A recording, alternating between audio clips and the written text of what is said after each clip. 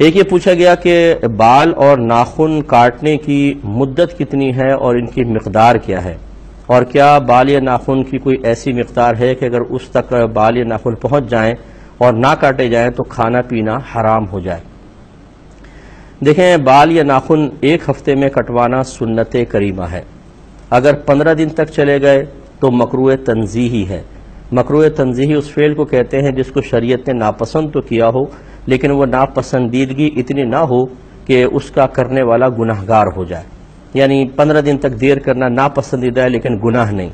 لیکن اگر کوئی 40 دن تک بال یا ناخن نہ کاٹے تو اب وہ گناہگار ہوگا، کیونکہ 40واں دن سمجھ لاسٹ لمٹ ہے، اس کے بعد دیر کرنا مکروہ تحریمی ہوگا۔ اس لیے جو مطلب موزیر ناف وغیرہ ہیں یا ناخن وغیرہ ہیں، بہتر تو یہ ہے کہ ایک ہفتے کے اندر کاٹے جائیں جو سنت کریمہ ہے، اور یہی انبیاء علیہ السلام کا طریقہ بھی رہا ہے۔ زیادہ ہو جائے تو 15 دن، اس سے اوپر کوشش کرے کہ نہ جانے دیں، لیکن پھر بھی کوئی مجبوری ہے، کوئی توجہ نہیں رہی، کام میں مشغول انسان زیادہ ہے تو 40 سے اوپر تو ہرگز نہیں ہونا چاہیے، ورنہ پھر گناہ ہوگا۔ تو یہ اس کی مدت ہے۔ مقدار جو ہے، ناخن جو ہیں مرد ہوں یا عورت، ہماری خواتین بہنیں سمجھتی ہیں شاید لمبے ناخن رکھنا ہمارے لیے شرعاً جائز ہے، کیونکہ وہ سمجھتی ہیں زینت کا سبب ہے، ہاتھ ذرا خوبصورت نظر آتے ہیں، نیل پالش وغیرہ لگاتی ہیں تو دور سے ہی بڑی خوبصورتی نظر آتی ہے۔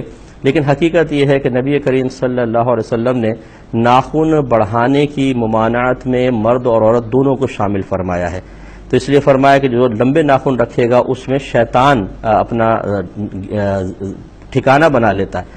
اب شیطان اس میں ہوگا تو وہ جہاں پر بھی ہاتھ وغیرہ لگ رہے ہیں کھانے وغیرہ کے اندر، گویا کہ اس میں شیطانیت کا اور روحانیت کی کمی کا دخل ہو جائے گا اور وہ نقصان کا باعث ہے۔ اس لیے ہماری بہنوں کو بھی چاہیے کہ اپنے ناخن کاٹ کر رکھیں، بس اتنا کہ یہ جو ہماری کھال ہوتی ہے اس تک پہنچ جائے، ٹھیک ہے، اس سے آگے نکلنا تھوڑا سا بھی یہ شرعی طور پر ممنوع ہوتا ہے، اس کو کٹوانا چاہیے۔ تو آپ کی خدمت میں گزارش کر رہے تھے کہ بال یا ناخن ایک ہفتے میں کٹوانا سنت کریمہ، 15 دن تک دیر کرنا مکروہ تنزیہی، اور 40 دن کو کراس کر جائے تو مکروہ تحریمی ہے، گویا کہ اس سے پہلے کروانا ضروری ہوتا ہے۔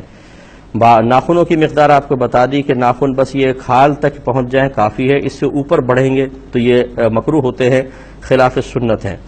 اور جو موئے زیر ناف کی مقدار، عموماً لوگ اس پہ بڑے پریشان ہوتے ہیں، اور چونکہ اس قسم کے مسائل ہمارے ہاں شرم کے مسائل سمجھے جاتے ہیں۔ ویسے ہم لوگ جو کچھ کام کر لیں، برائی کا کام کر رہے ہوں، گھر والوں کے ساتھ مل کے کر رہے ہوں، لیکن ہمیں شرم و حیا نہیں آتی، لیکن مسئلہ معلوم کرتے ہیں تو شرم آنے لگ جاتی ہے۔